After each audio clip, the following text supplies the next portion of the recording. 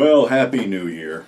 It's a wonderful year. I'm sitting here freezing my ass off. It's probably, what is it, January 20th or something like that? Yeah, pretty cold, deep freeze, got the blizzard here, whatever the hell's going, 15 inches of snow, but anyway. That's that. Well, we're going to do another edition of Grindhouse Purgatory, going back to, well, let's go back to the Wild Bunch, 1969. Of course, that was a groundbreaking film which inspired a lot of mayhem to come in other westerns. It wasn't Peckinpah's intent to inspire that mayhem, because Peckinpah was anti-violence, but be that as it may, there was a plethora of other westerns that would follow. In 1970, director Ralph Nelson made a film called Soldier Blue that basically would sort of highlight the, I guess it was the White Sands Massacre, or the whatever, where the Cheyenne were basically slaughtered. A whole village of them were slaughtered. I think it was White Sands or something like that. But anyway, Ralph was one of those guys that would embrace, social causes. He directed Lilies of the Field, Tick, Tick, Tick, Wrath of God, Soldier in the Rain, Charlie, a bunch of other really great films. His original cut of Soldier Blue was 135 minutes. At a test screening, the audiences rioted because the violence that was in this film was so extreme that it basically blew their mind. And bear in mind, this is way before Tom Savini got on the scene, way before Lucio Fulci, way before Texas Chainsaw Massacre, Dawn of the Dead, any of those things. The violence was so appalling that they basically had to trim it back to 115 minutes. There's enough violence left in there, however, to basically shock the shit out of people. And the premise of the film was that there is a woman, Krista, played by Candice Bergen, who has been, held by the Cheyenne and became the wife of Chief Spotted Wolf, played by Jorge Rivera. Well, it opens up that she has been, I guess, freed from her Indian captors and is going to be taken back to this fort to meet her fiancé. And this fort is, this bunch of scouts is also carrying a payroll. Well, this was also the first film role of James Hampton, who would later go on to be an F Troop. And in his first film, he takes a round through the head, which is pretty gory, and blows half his face off. The Indians attack and massacre this little wagon party. Cresta and this other soldier, Honus, played by Peter Straub, get away. Honus is not down with Krista's anti-American beliefs, so to speak, because she knows the Indians will be getting a raw deal. And basically the reason they robbed that and massacred that whole payroll detail was to get the payroll so they could buy guns. So now Cresta and Honus have to make their way back to the fort and report all this. And they run into a group of Indians on the way there, and there's a little to-do between Honus and one of the Indians where Honus kills him. That sort of lets the other Indians ride away because it was a fair fight.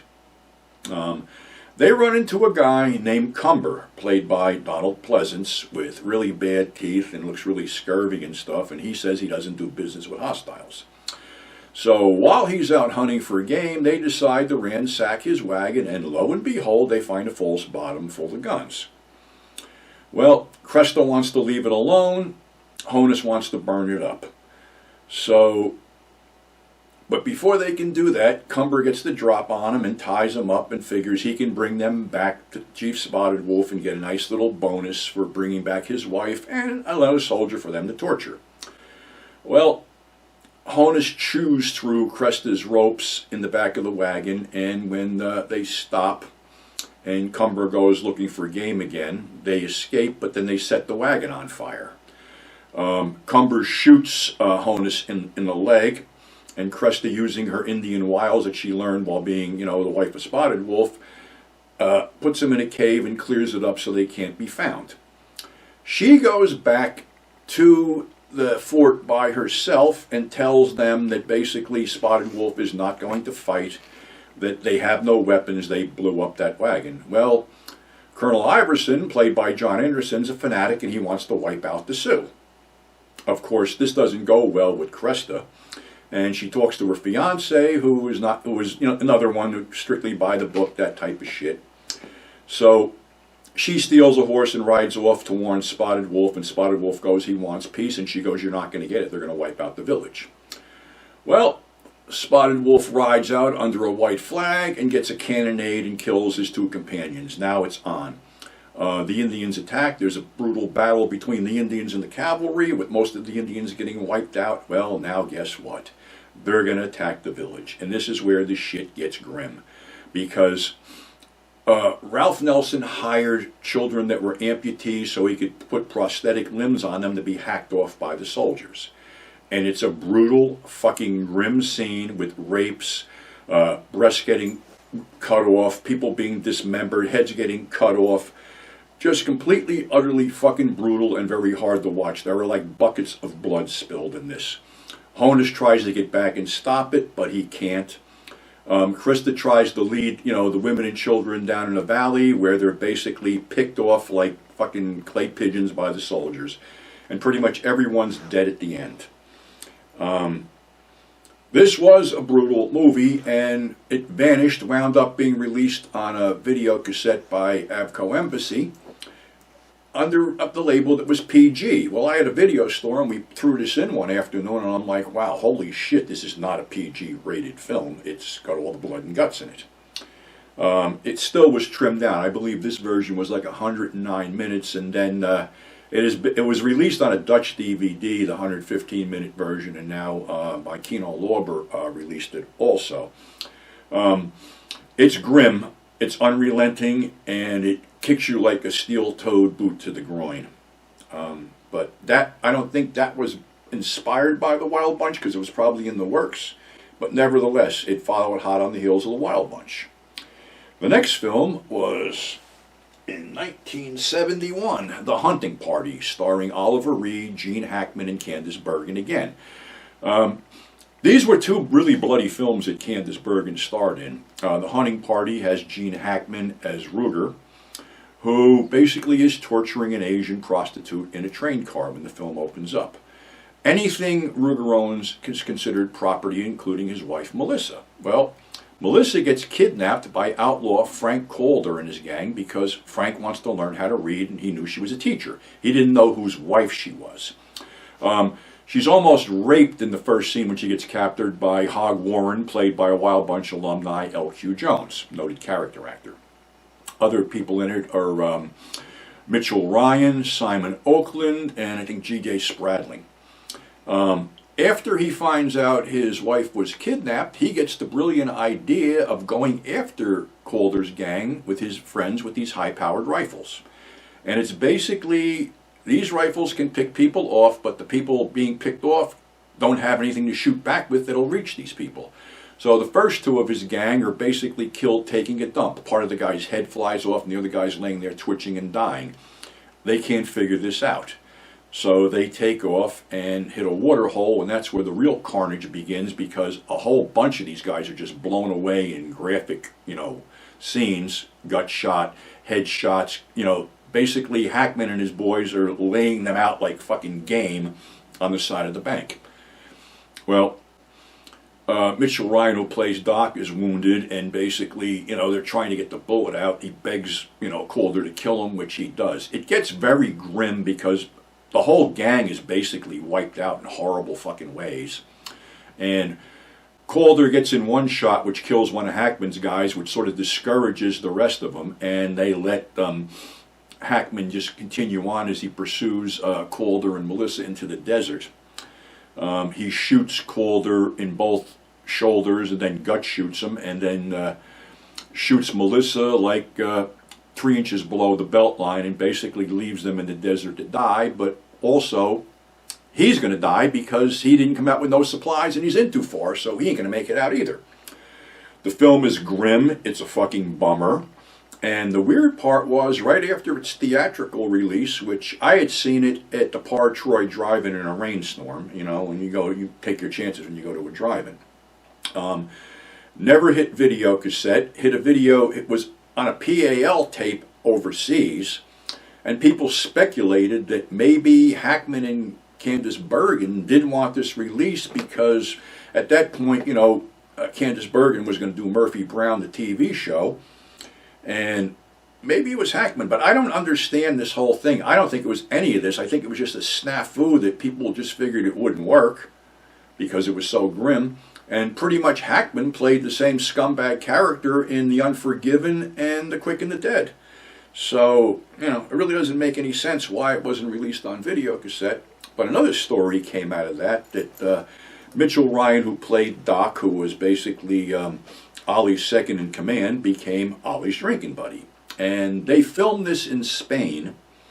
And after hours, Mitchell and Ollie would go out and wreck bars.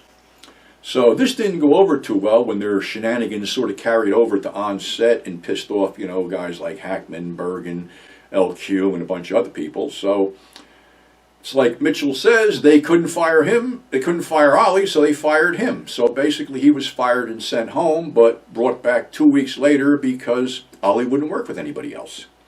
And this is also the film that convinced Oliver Reed that he didn't want to move to America, that he would stay in Britain and pay the high taxes because, for whatever reason, this film left a bad taste in his mouth. I mean, he did do another Western over here with Lee Marvin called The Great Scout and Cathouse Thursday, where he played this Indian Joe Knox, whose way to get revenge on the white man was to give syphilis, so he was basically screwing his way through a bunch of prostitutes hoping they'd get caught. It's pretty much of a comedy. Robert Culp's in it, Strother Martin, but like I said, Ollie didn't relocate over here.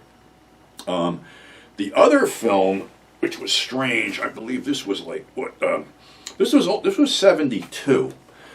Film called The Revengers, directed by Daniel Mann, and basically they cast Ernest Borgnine and William Holden, two of the leads from the Wild Bunch, in the leads for The Revengers. Holden plays a rancher named Benedict, whose family is wiped out by an outlaw gang led by this one-eyed guy named Tarp. He wants to get revenge, so he goes down to Mexico to a prison and wants to basically hire slave labor like 6 guys that he can get, and one of them is this guy, Bill Hoop, an American, played by Ernest Borgnine, who wants out. Woody Strode is Job, an escaped slave. Roger Hanen is a guy who keeps trying to get out. Rene Konderhoff, the big guy you usually see in spaghetti westerns, is also in there, as well as a gunfighter named Chamaco, played by Jorge Luke. And I got to read this one off because, I said this is like a sort of reverse of the Magnificent Seven, only with bad guys. Well, one of the guys who played one of the peasants in the Magnificent Seven, Jorge Martinez de Hoyos, is also one of the prisoners let out. So, of course, he outfits these guys and they turn on him except for Job. And the whole thing was they wanted to go into town and get drunk. So they know that Bill Hoop might know where Tarp's hiding out, so they play a little game of mumbly peg with knives in his bare feet, so he agrees to lead them to Tarp's stronghold, where a big gun battle breaks out and Tarp escapes.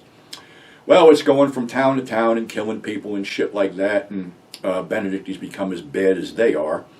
But Chamaco, sort of hints around, being he has blue eyes, that maybe Benedict was in Mexico at one point, and maybe he could be Benedict's son. Well, Benedict blows this off because he's drunk, and all of a sudden Chamaco draws on him, shoots him, and they leave him for dead. Well, he's nursed back to health by a nurse, and for whatever reason, after he gets healthy, he goes back to Mexico and is thrown in the same prison where he helped these guys escape. So Hoop finds Chamaco set up in a bar and tells him, about Benedict being locked up. So they get the rest of the gang together and basically break him out. And at that point, someone finds out that Tarp is being held prisoner at a fort. Commendated, or the commander is actually William Holden's son, Scott. So they go there with the intent to kill him, and they say, listen, the way we can break off this whole attack, is the Indians are going to attack, is basically kill this fucker, and they'll break it off.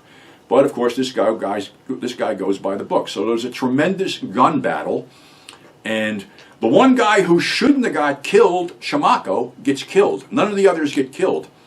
So now Benedict's going to go, kill Tarp, and Hoop's yelling, blow that ugly eye out of that ugly goddamn head, whatever. And Benedict just blows it off and says there's been enough, and he rides away, and they all fire the guns and salute like there was going to be a sequel.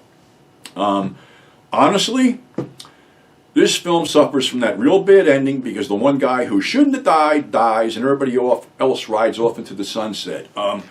Rene is sort of wasted here. He just hulks around like a big, strong guy. He's been in a ton of spaghetti westerns like Reason to Live, Reason to Die, things like that. Ernest Borgnine says he was a little bit off, doing this thing because he was going through a bad divorce, and then he sort of leaned on the divorce angle to sort of like get into character, so to speak. But honestly, aside from some action things, the film kind of falls flat.